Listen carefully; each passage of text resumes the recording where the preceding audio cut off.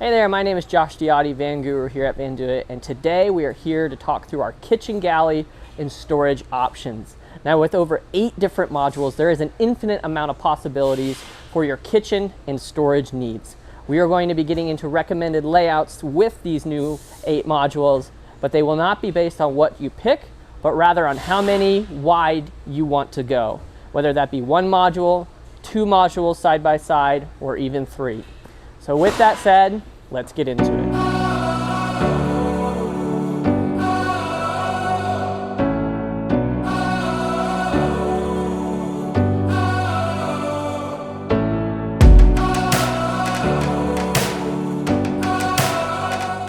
Start off today, we're going to begin with your single module setups. And so the first one we have is going to be directly behind your driver's seat. This is like the traditional spot where you have probably seen most of our kitchen pods.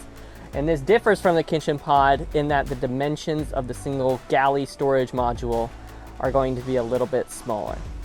Now, keep in mind that when you're going with this layout, you can still utilize your 2-person bench and your single jump seat, or you can put a bigger Dometic like I'm sitting on here. Now, the cons you need to consider are that your second row seating is occupado, so no 2-person or 3-person bench in that area. However, this does work really well when you combine it with a fold leaf as well.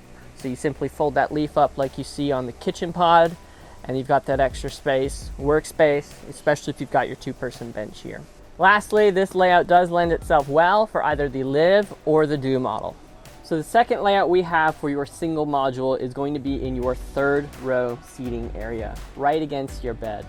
Now this works really well as it's a double use of space in that you're going to be occupying your 3rd row and be able to fold that bed back to use that space, and then fold the bed over top when you're not using it.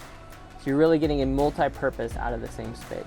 Putting it here against the passenger wall in that single jump seat area also allows you to have your 2-person bench available to you. Now this is a great option for those who are traveling with families of 4. The great thing about this is you can also have room for your 3rd row seating here, your 3-person bench or your 2-person bench. One thing to note with any layout that's going to occupy that 3rd row seating is that these lend themselves well to the live model and extended length do model. Anytime you put a module or galley in that 3rd row, it will not lend itself as well in a long chassis do model. There's always going to be give and take with your bed configuration and having that module or seat in that 3rd row. First layout we have for our 2 module layout is exactly what you see here. Now this is a single module with an overhang on it, and the benefits of this are it still will allow your single jump seat to go in.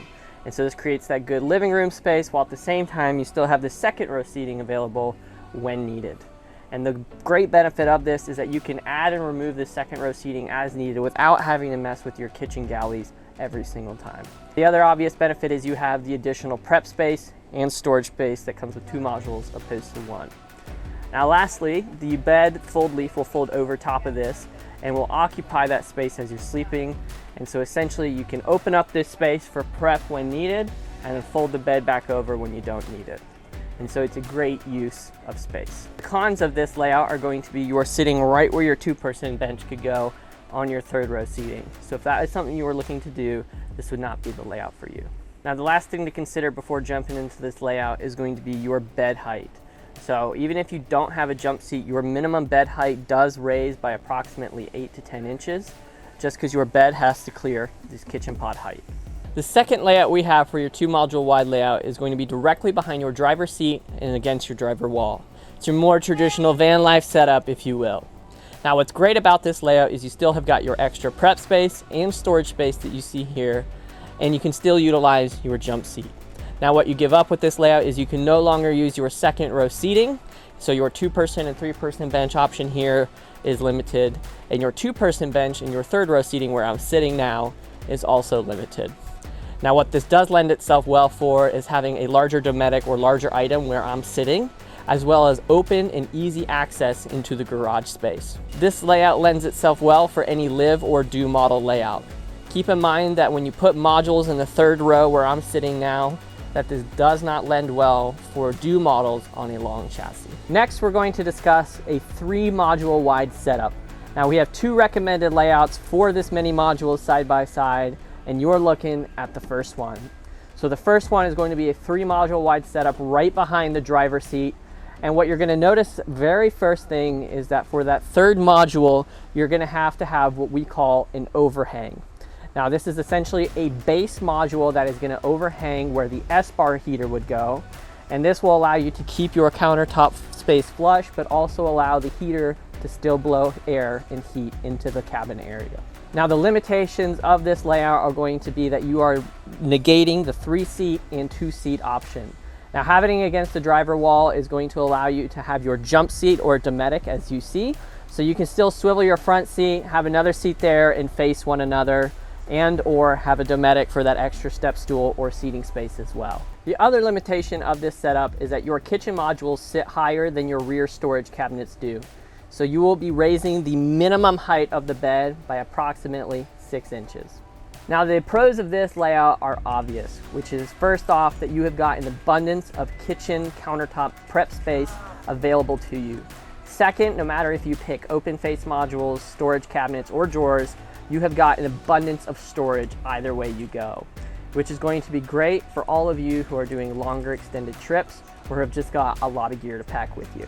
Now the last thing that this is going to do is offer that traditional van setup that you might be familiar with after looking at pictures for your inspiration, which is going to be your kitchen against your driver wall, bed space in the back with your living room space not compromised.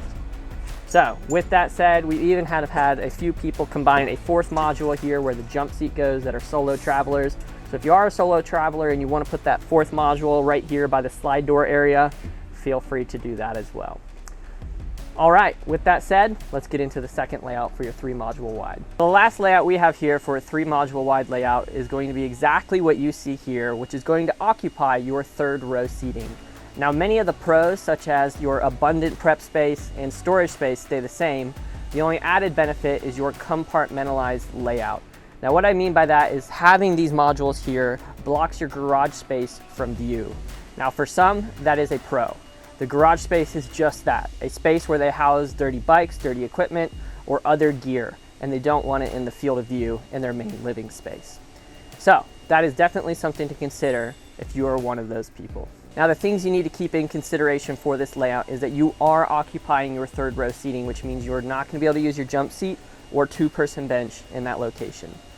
Instead, you will have your 3-person bench and 2-person bench available to you in your 2nd row seating.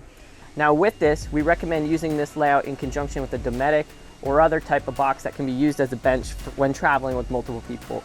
You'll have that swivel seat turn around and you'll need a second space for someone to sit in that living room area. Now the last consideration is going to be bed accessibility. Now with this layout, you'll need to fold out your fold leaf over top of the modules to access your bed. And with a Do model, this will work really well for an extended length, and for a long chassis normal length van, your modules will need to move ever so slightly up. So keep those things in mind as you're considering this specific layout. So that's all we have for you here today on the layout video. To recap a little bit for you, we have got your single module, double module wide, and 3 module wide layouts to pick from. Now keep in mind that you can build these layouts with any combination of bases and tops. If you want to see how those bases and tops work, make sure you check out the video on that, and we'll see you guys there.